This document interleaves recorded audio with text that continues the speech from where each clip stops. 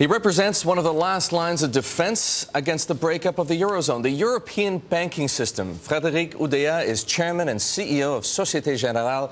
And just like the rest of Europe's banks, SocGen has been under pressure, struggling to maintain investor confidence and prevent the sovereign debt crisis from becoming a full-blown financial crisis. Mr. Oudea is here in New York this morning. Good morning to you. Thank you for being on the Inside Track. I need not tell you that the financial markets are treating your bank as if it were a Bear Stearns or almost even a Lehman Brothers. How do you stop history from repeating itself? How do you stop the pressure on your shares, the pressure on your credit default swaps from becoming a crisis of confidence and ultimately perhaps a funding crisis that, it goes without saying, would make it impossible to do business? Just by presenting facts. For a bank, the exposure to sovereign debt is low, absolutely manageable. So people need to look at figures. Secondly, in terms of liquidity, we have plenty of buffers of liquidity, and we are adjusting to the reduction of the money market fund exposure. So, I mean, based on a sound balance sheet, based on good businesses, we are going to just say to people, look at figures, forget about perception and irrational fears. But it's hard to ignore irrational fears. We saw how that got very carried away in the credit crisis here. And of course, I'm sure investors are worried about this potential fear of ticking time bombs on your balance sheet.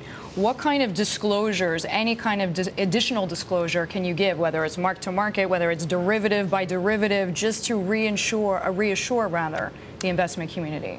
I'm here today in the US to make a presentation where I will give again our update line by line on the sovereign debt, on the mark to market. It's again very small figures. We fared the turbulence very well from a market risk perspective, with the lowest stress test that we ever had.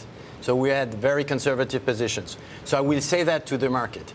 And again, present on the liquidity, the amount of buffers we have to manage again the crisis. Will you go through what is direct exposure and indirect exposure so every single person in the room can understand?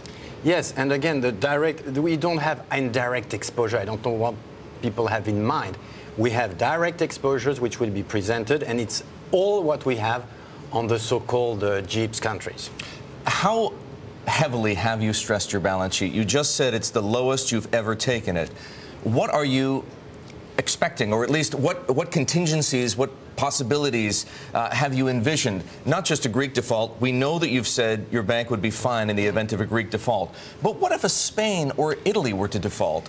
Will SocGen survive under that scenario? Can I give you just a few figures?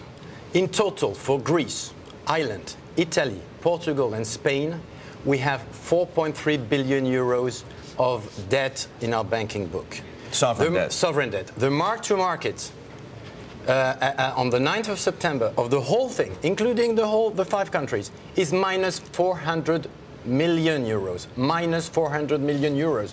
It should be compared to 41 billion euros of capital. I think, again, people need to look at the figures. Now, as is so often the case, and Deirdre indicated it, it's sometimes the market, perception competes with reality and perception wins out. Confidence, at the end of the day, is what matters for financial institutions. As you are probably aware, someone, an anonymous official at BNP Paribas, was quoted in the Wall Street Journal today saying that his bank can no longer borrow from the U.S. money market. Now, BNP Paribas came out and refuted that statement, saying that it has access to U.S. dollar funding. Has SocGen had any trouble getting access to U.S. dollar funding? First of all, let me just say that ourselves, we suffered from rumors in August. There was also an article saying that we were close to bankruptcy. This article was absolutely false. The journalist said it was absolutely false. So I would like to say, be careful with what you say in the newspapers, that's why I asked and it is something important. Which is honestly why we did reach out to BNP and have the confirmation that they're not having problems. Now, let me say again, we saw a shortening, a reduction of the exposure of money market fund to the European banking sector. All European banks are concerned. We manage that, and I will present that. We have a significant amount of cash deposit to the Fed, $34 billion at the end of August. We have reduced our funding needs in dollars, and we have, again, buffers that we can use if, again, the situation carries on. So again, I will communicate all that to the market, and I'm sure that I will be able to regain confidence. When you say buffers, how long can French banks hold out if they were to be locked out of short-term US dollar funding? The amount of money market funds, funding resources, compared with the amount of buffers is much smaller. We have 105 billion euros of assets, which are liquid assets, 80 billion available to the central banks.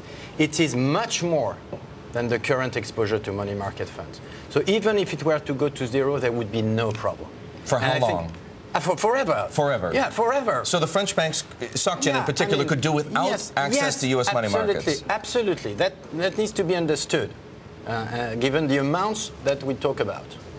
I want to go back to Greece, if we may. I mean, what would happen to your Greece subsidiary? I'm just curious. If Greece debt did go bankrupt, anything? Any carry-on effect? May I say that to a certain extent, I would feel that it might be easier to manage a subsidiary if the pressure on taxes and all that is alleviated by whatever happened on the bond business, on the sovereign debt. Let me just also, it's a subsidiary with 3.3 billion euros of loans. We've already big provisioning. So if you wish, compared with the size of our operations, the size of our profits, the size of our capital, again, it's not something which is significant. Absolutely. Mr. Oudea, do you still have access to all of your counterparties? Are there any counterparties who have chosen not to do business with SocGen? We have access to a wide range of counterparties. The clients, the counterparts, see what is happening on the market.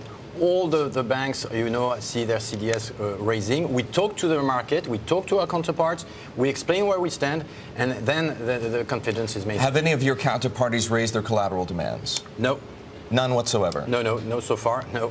So as far as your trading operations, your ability to do business with counterparties, other financial institutions, no change? Again, I mean, fundamentally, we have adjusted and we have cut certain short-term market exposure. We review, and we have said we are going to deleverage certain businesses. So some businesses, we will escape certain businesses and adjust.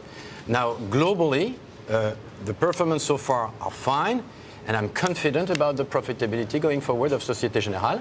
We need to adjust to a new environment, and we are going to do that with all teams on board, motivated, going forward. We know that the Germans are taking steps, that the German government has begun discussions about what it would need to do for the benefit of the German banks in the event of a Greek insolvency, a default on Greek debt, and perhaps the contagion that might spread throughout the European Union. What is the French government doing? Have there been any discussions between the French government and banks such as yours about contingency planning?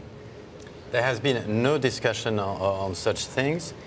The French banks have adequate level of capital. I think you need to take that into account. And they reinforced their capital base in the last 3 years very significantly. Secondly, the French banks have good businesses.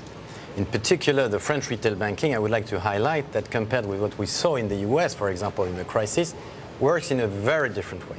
So we have very steady businesses, we can make profit, and we are going to retain our earnings to be in line with the requirements of Basel III. So in other words, the new capital requirements are not really putting extra pressure on your bank on either the investment side or the retail side, just by nature that they're arriving now when there are so many larger concerns. It put pressure on the investment banking side, and that's why we just announced that we are deleveraging, that we will refocus and exit certain businesses which precisely will suffer from Basel III. On the retail side, fundamentally, there is no change. These businesses are resilient and have good capital levels and no additional capital requirement with Basel III. You want to free up 4 billion euros of capital. What are you going to sell? I'm not going to announce that because it's the best way to destroy value, but we have a wide range of assets that we can dispose, and effectively good assets, I would say predominantly in specialized financing and also global investment management and services, but that's not necessarily exclusive. We will dispose that in the next 2 years to meet the capital requirements of Basel III. Are they going to involve job cuts? Yes, I mean, we've said also that we would effectively reduce our costs in different activities in different countries. For example, in Russia, where we've merged our subsidiaries and we will cut the staff by 2,000 next year, but also in countries like Poland. And also, we will adjust the cost in the CIB business, of course, with the adjustment of the activities. Bank of America just put a number on it yesterday. By how much do you think you'll have to reduce your headcount? Let me just say, we should be careful with announcement, and we did not invest that much in the last 2 years. We've been much more progressive in our investment. So I think that compared with banks which invested a lot in CIB, we have less to do. Is there any scenario, Mr. Oudea, under which you would consider selling your bank or merging with another financial institution? I mean, today we see a crisis which concerns everyone. I don't see why, with the value we have, which does not at all reflect the value of our business, to do such a move. I mean, it's out of my consideration. Has anyone approached you about such a transaction? Absolutely, I will make no comment. No, I'm here, you know, presenting. If I were doing things like this, no, well, no, nobody. I mean, everybody. The valuation of everybody is going down. I don't think a big merger is the solution to this crisis of confidence on the Eurozone. Governments need to act, put their act together, and on our side, we have to adjust, and that's what we are doing today. Well, we thank you so much for the time. Hope you're you come welcome. back. Good luck at the Barclays conference today. Thank you for joining us. Thank you. You're welcome. Frederic Oudea joining us there. He is the CEO and chairman of Societe Generale.